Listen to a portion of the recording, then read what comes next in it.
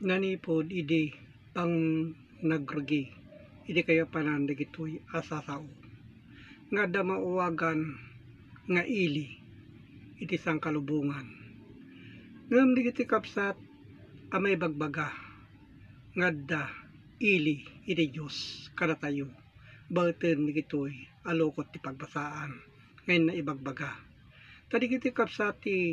pamaneknek ang mabasa iti Jeremias 30 iti 22 ket da kayo iti ilik anay saad kunto iti Diyos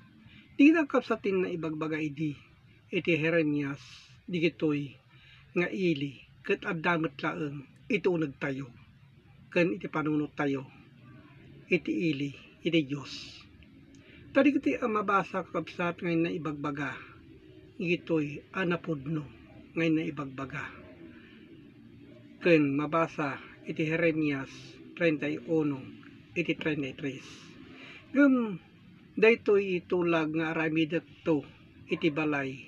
iti Israel iti kalpasan dagijay nga aldaw kuna iti Diyos isaad kunto iti linteg ko iti unegda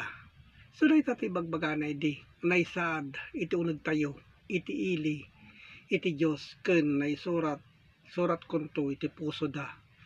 ket siak to iti Diyos da ket isudan to iti ilik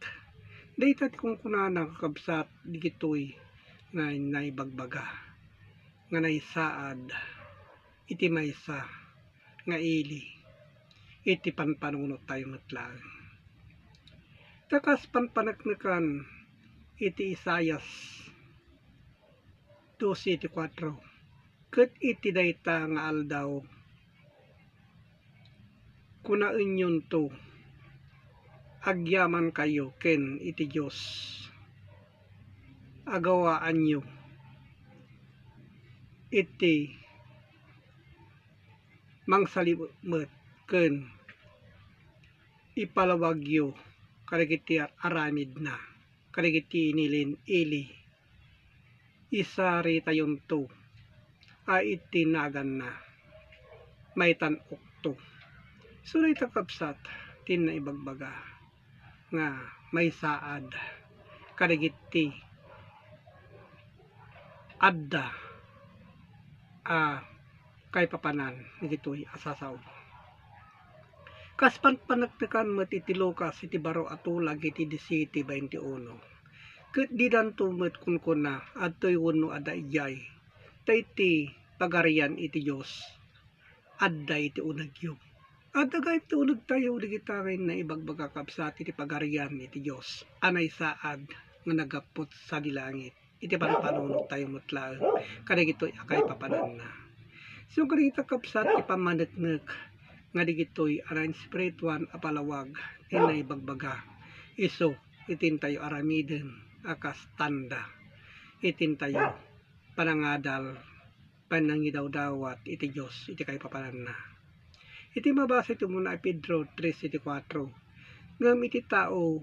amakin uneg iti puso markusan kuma iti kawes amataginayon iti maysa anakem anaimma ken natal na iso adakkel iti pategna iti matang iti Diyos so di kita kapsat na ibagbaga nga gapo kadigitoy asasao metlaeng kawes amataginayon nga adda ituneg tayo so di kita takinunana iti mabasa iti umuna Pedro 3:4 ngam iti tao amakin uneg iti puso kinunana nga digitoy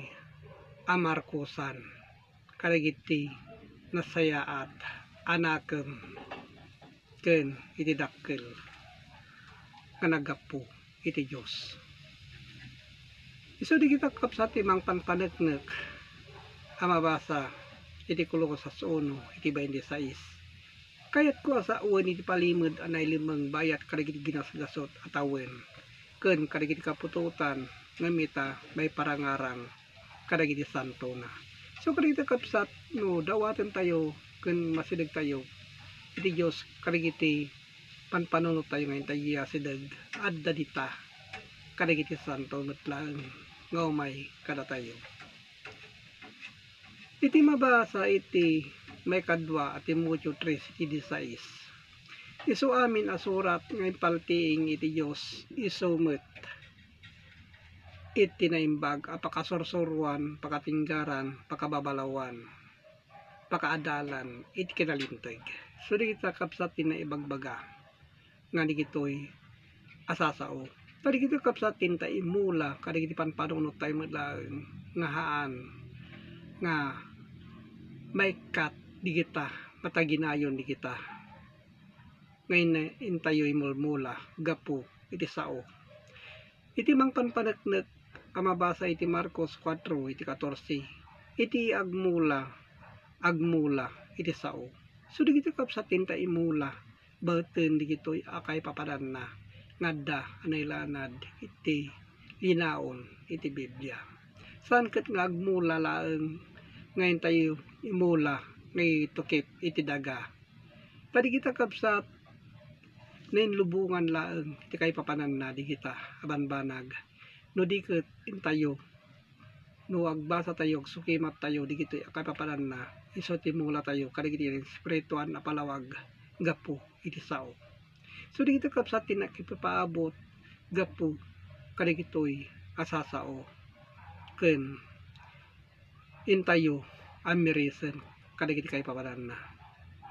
Katagyaman nakakabsat tayo nakipapaabot gapu iti Facebook online Bible study. Katagyaman nak iti Diyos Ama manakabalin sa amin. Amen.